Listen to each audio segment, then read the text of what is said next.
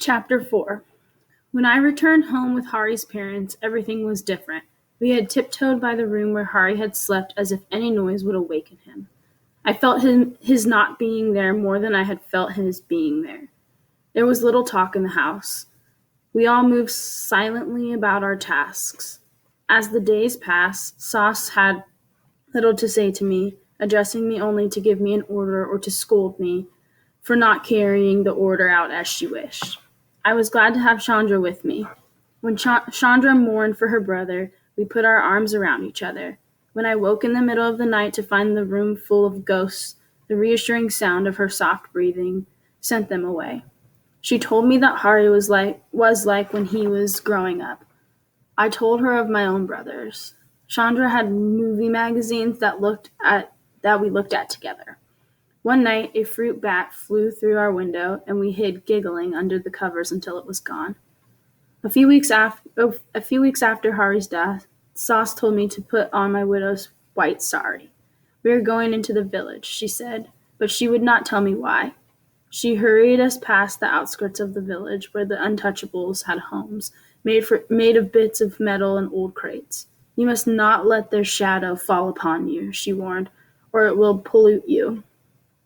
Sauce seemed to take pleasure in finding someone who was worse off than she was, while I could not believe there was anyone more miserable than I was. Sauce led me to the government office, where there was an official wearing a suit, shirt, tie, and jacket. As we approached the official, Sauce warned me in a low whisper, "There will be no need for you to talk. I will explain." "What is there to explain?" I whispered. Sauce only gave my arm a yank and propelled me into the office. "Sir," Sauce said to the man, "my son has died. This is his widow. Does the government not have something for her?"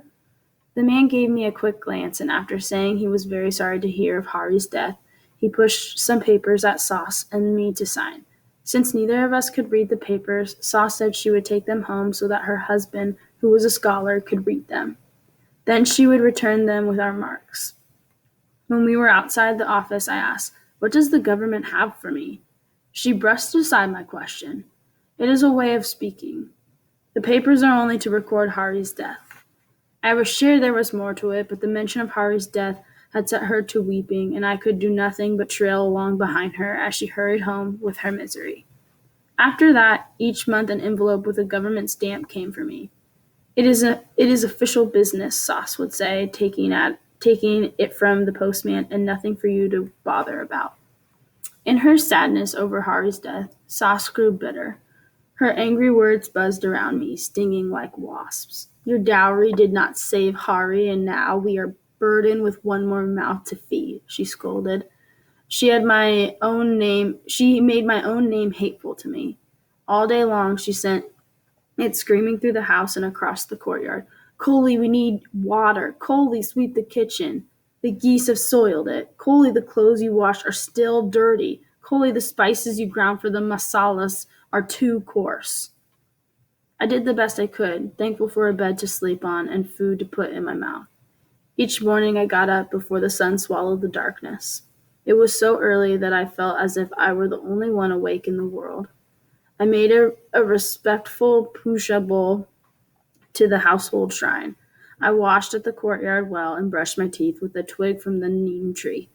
I gathered dried leaves to light the dung in the stove, so the water for tea would be boiling when the family awoke. I slapped the cow dung into nicely shaped cakes and plastered them to the walls, a neat handprint for each one. After the sun dried them, they would feed the fire. I hurried to the well for a pail of water. When you hold the water in your hands, it weighs nothing, but in a pail, it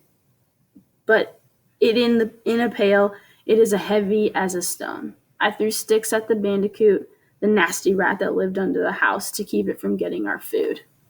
If Sass had let me creep quietly about my task, I would have been content. I still would have had a little place inside me to go, a place I could wrap myself in like a cocoon a caterpillar makes.